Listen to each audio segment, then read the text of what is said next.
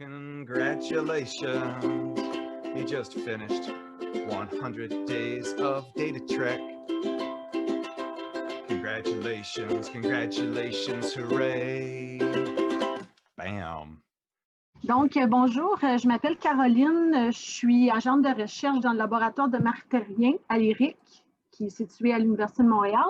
Puis aujourd'hui, je vais vous parler d'une petite partie de mon projet de recherche qui consiste à comprendre les mécanismes de développement du cancer en utilisant la mouche à fruits comme modèle d'étude ou la drosophile, si vous aimez mieux.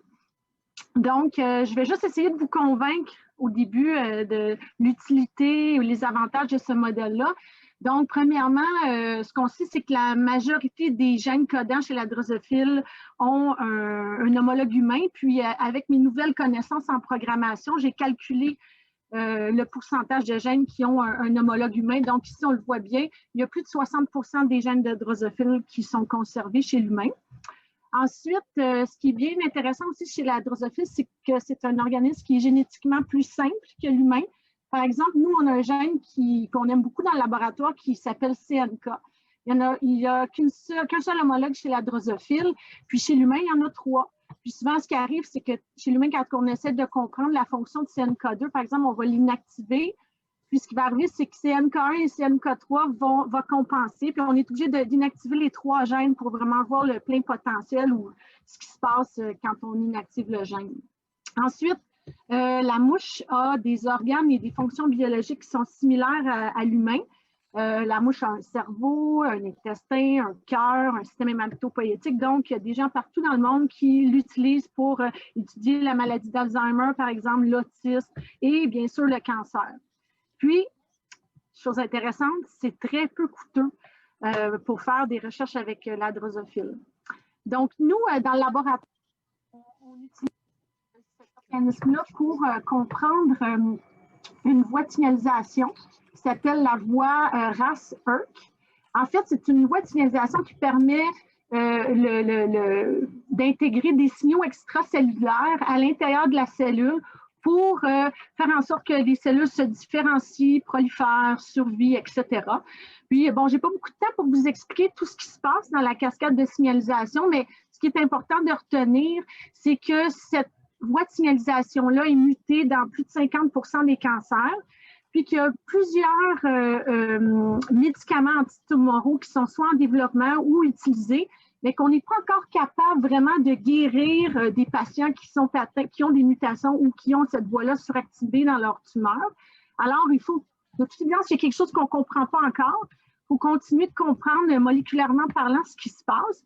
Puis nous, ce qu'on fait, c'est que, en fait, ce qu'on a découvert, c'est qu'il y a une protéine, je vous ai dit, c'est une de nos préférées, qui est impliquée dans la transmission du signal, qui s'appelle CNK, l'IRAF ici. Puis pour essayer de comprendre un peu plus sa fonction, on a fait des études de BioID. Je vous explique un peu ce que c'est le BioID. Dans le fond, c'est une méthode pour essayer d'identifier des interacteurs proximaux d'une protéine, de votre protéine préférée. Donc, ce qu'on fait, c'est qu'on va générer une protéine de fusion. Donc, par exemple, ici en jaune, ce serait CNK, qu'on va fusionner à une autre protéine qui s'appelle la BIR-A. C'est une biotine ligase. En fait, quand on va exprimer cette chimère-là dans les cellules, puis qu'on va mettre de la biotine, la biotine ligase va venir biotinyler tout ce qui se trouve dans un rayon de 10 nanomètres autour de ta protéine.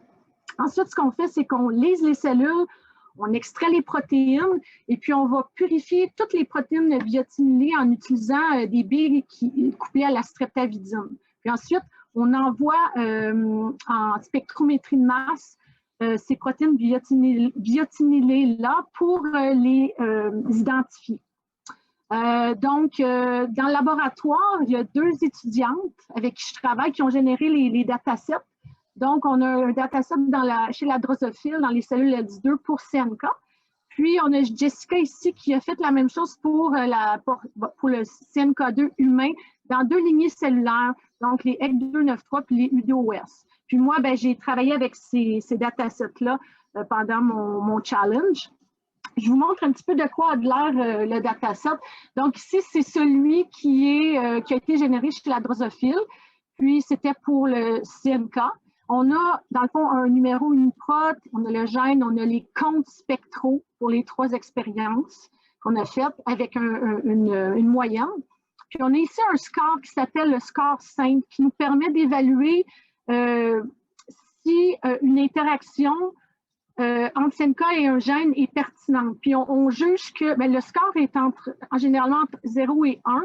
Puis, on juge qu'une interaction est vraie quand le score est égal ou plus grand que 0,8. Ensuite, ici, on a le fold change ou le changement par rapport à notre contrôle. Puis, on a le contrôle ici qui se trouve à être la biotine ligase seule. Donc, moi, ce que j'ai fait, la première chose, évidemment, quand j'ai reçu mes données, je me suis dit, je vais filtrer pour un score simple plus grand ou égal à 0,8, puis je vais regarder combien j'ai de gènes qui interagissent avec CNK. J'en avais 211. Donc, 211 à tester dans des essais fonctionnels, ça devient un peu lourd. Alors, ce que je me suis dit, c'est que je vais comparer le dataset chez la drosophile avec ceux obtenus chez l'humain. Donc, c'était le but de mon projet. Première chose que j'ai eu à faire, c'est d'importer des identifiants particuliers pour chacun des gènes et des hits identifiés à partir d'une base de données qui s'appelle Flybase. C'est une base de données où il répertorie tous les gènes de drosophile avec plein d'informations pour chaque gène. Puis je me suis rendu compte que finalement, l'identifiant qui était vraiment important, c'est celui-ci ici, qui est le FBGN, parce qu'à partir de ça, j'ai pu avoir accès à tous les homologues humains pour chaque gène, tous les GoTerm, tous les domaines protéiques. Donc, ce que j'ai fait, c'est que j'ai importé les gènes humains pour chacun des gènes de drosophile. Puis ici, il y a un score qui est attribué pour qualifier l'homologie. Le score est entre 1 et 15. Puis quand 15 étant un gène, c'est le meilleur homologue. Donc ensuite, quand j'ai eu accès à cette information-là, j'ai pu faire la comparaison entre le dataset de drosophile et le dataset de humain. Et puis, la première chose que j'ai faite, c'est que j'ai comparé mon dataset de drosophile avec celui qui a été fait dans les EC293, qui est une lignée cellulaire. Puis, j'ai filtré d'abord avec un score simple plus grand ou égal à 0,8. Ça m'a donné deux gènes, 2 hits. Le premier, c'était CNK. C'est un peu bizarre, vous direz, mais non, parce que ce qui arrive, en fait, le CNK devient hyper biotinylé dans ces expériences-là. Puis, dans le fond, ton APA, qu'on appelle, est ton meilleur hit en général. Ensuite, on avait une protéine qui s'appelait PAR1 chez la drosophile, puis MARC3 chez l'humain. C'est très intéressant, c'est une protéine qui est impliquée dans la polarité apico-basale. Donc là, je me suis dit, je vais baisser un petit peu mon score 5 pour voir si je n'aurais pas d'autres choses d'intéressant. J'ai descendu à 0,6. J'ai trouvé 12 gènes communs. Encore une fois, j'avais PAR1, mais là, maintenant, j'ai 2 homologues chez l'humain. J'avais DLG5 aussi qui était super intéressant parce qu'en fait, c'est une autre protéine qui est impliquée dans la polarité apico-basale. Puis, en fait, elle a été trouvée pour interagir physiquement avec MARC2 et 3 chez l'humain. Puis, ce qu'il y avait d'intéressant aussi, c'est que ici, IFIN ou SAMD10-D12 chez l'humain a été montré pour interagir physiquement avec CNK de drosophile et CNK humain. Donc, on peut penser que si on trouve ça ici avec un score plus grand ou égal à 0,6, pas mal tous les autres devraient être des interacteurs vrais. Donc, la dernière chose que j'ai faite, c'est que je me suis dit, tiens, je vais faire je regardais l'intersection des 3 datasets, donc CNK dans les cellules de drosophile, dans les EC293, puis dans les U2OS. Puis, j'ai 3 gènes en commun. Quels sont-ils? Donc, évidemment, j'ai CNK encore, j'ai DLG5, puis j'ai IFIN SAMD12 qui est un interacteur connu de CNK. Alors là, je me suis dit, bon, je pense que ces datasets-là essaient de me dire que DLG5 est important pour la fonction de CNK. Puis, en fait, c'est une protéine qui est super intéressante. Elle est impliquée dans le maintien des contacts entre les cellules. Puis, ça a été démontré que, en fait, ce gène-là, son expression est diminuée dans plusieurs lignées cancéreuses. Puis les gens pensent que c'est un gène qui est impliqué dans le processus de métastase. Donc, on est en train de regarder un petit peu quel est le lien entre CNK et DLG5, autant chez la drosophile que chez l'humain, mais aussi dans la voie RAS-ERK en général. Donc, j'aimerais remercier quelques personnes. Donc, ça, c'est mon laboratoire, entre autres mon patron, Jessica et Héloïse, qui ont été assez gentils pour me prêter leur dataset, la plateforme de protéomique à l'IRIC, et puis j'aimerais vraiment remercier Ivado et l'AEBinum, tous les organisateurs. En fait, j'ai l'impression, après le défi, qu'une grande porte vient de s'ouvrir, puis que ce que j'ai appris, c'est vraiment juste la pointe de l'iceberg. Puis merci pour votre attention. Je vais prendre une question.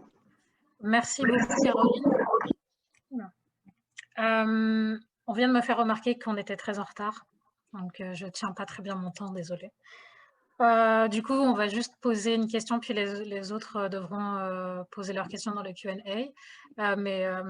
Du coup, Simon, si tu veux poser ta question. Oui, merci. Merci beaucoup, Caroline. C'était super. Puis justement, vers la fin, je me demande quelles sont les prochaines étapes pour favoriser la compréhension de nos analyses de l'interdépendance entre les protéines? Est-ce que tu peux préciser un petit peu, est-ce que tu veux dire point de vue expérience en laboratoire? Peut-être plus analyse statistique ou…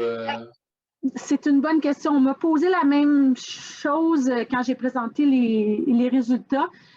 Je ne sais pas.